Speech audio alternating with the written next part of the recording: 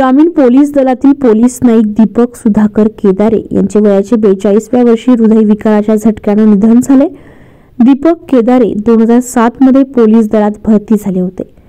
इगतपुरी, सिन्नर, घोटी, मालेगाव, येवला अशा नाशकातील विविध तालुक्यांमध्ये दीपक केदारे यांनी आपली कामगिरी बजावली आहे। दीपक केदारे सध्या महामार्ग पिंपळगाव येथे पोलीस नाईक म्हणून कार्यरत होते। अतिशय मनमिळावू, पडत्या काळात मित्रांची मदत करणारा दीपक सध्या आपल्यात नाहीये। दीपकचा जन्म गोरेवाडी येथील जाधववाडी परिसरात झालाय। बालपण त्याचं गोरेवाडीतच गेले। वडील सुधाकर केदारे हे करन्सी नोट प्रेसमध्ये काम करत होते। दीपकची आई सुमन केदारे ही आजही गृहिणी आहे।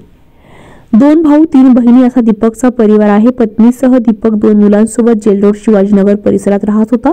अवघ्या 42 वर्षात दीपकचे हृदयविकाराने निधन झाल्याबद्दल त्याचे मित्र, नातेवाईक हळहळ व्यक्त करतात।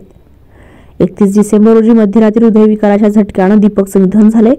दुसऱ्या दिवशी दीपकच्या घराचा दरवाजा उघडला गेला नाही म्हणून मृत्यूचा अवतार झाला। दीपक घरात एकटाच असल्याचं सांगण्यात आले। दीपक केदारे यांच्या पश्चात त्यांची आई, पत्नी, 2 मुले, भाऊ असा परिवार आहे। दीपक केदारे यांचा अंत्यसंस्कार शासकीय इतमामात करण्यात आलाय। यावेळी ग्रामीण पोलिसांनी मानवंदनाची सलामी दीपकला दिली आहे। दीपकवर अंत्यसंस्कार दसक येथील स्मशानभूमीत शोकाकुल वातावरणात करण्यात आले आहे। द हिंद न्यूज साठी सतीश रुपवते, नाशिक।